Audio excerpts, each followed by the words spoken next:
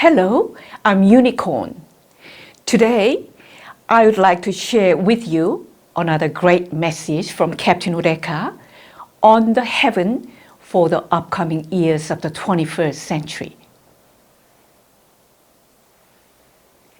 People who lived in caves and collected food for basic survival needed a heaven that fitted their level of consciousness.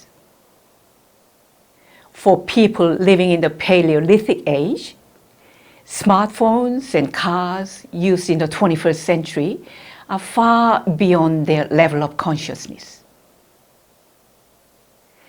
People living in the Paleolithic age needed a heaven fitting their Paleolithic level of consciousness. Likewise, people living in the Neolithic age needed a heaven that fitted the level of consciousness of Neolithic people. People living in the desert needed a heaven that matched the level of consciousness of those living in the desert. People engaged in agriculture for survival needed a heaven that matched their level of consciousness. People who lived the Bronze Age needed a heaven that matched their level of consciousness. People who lived in the Iron Age needed a heaven that matched the level of consciousness of people in the Iron Age. People living in the coastal areas needed a heaven that matched the level of consciousness of those living in coastal areas. People living in jungles or dense forests needed a heaven that matched the level of consciousness of those living in jungles or dense forests. In the era of monarchy, they needed a heaven that suited the era when people were ruled by monarchs. In the age of imperialism, people needed a heaven that suited the times of imperialism. In the Dark Ages, people needed a heaven that suited the Dark Ages. In the times of revolution, they needed a heaven that suited the revolutionary times. People living in the era of Industrial Revolution needed a heaven suited the era of Industrial Revolution.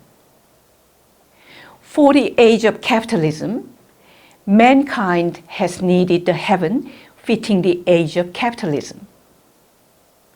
For those in the communist era, the heaven has become a useless entity. In the age of science, the heaven is no longer considered necessary. As human consciousness expanded, the heaven that humanity needed had to expand in parallel. In the process, the heaven had to be considered unnecessary at times, depending on its changing needs. In line with the level of human consciousness, human beings have been constantly creating new heavens. Human beings have been creating a variety of gods catering to their tastes. Different villages worship different heavens. Different tribes believe in different heavens. Different countries believe in different heavens. Different religions serve different heavens. The heaven that people believe in differs from person to person.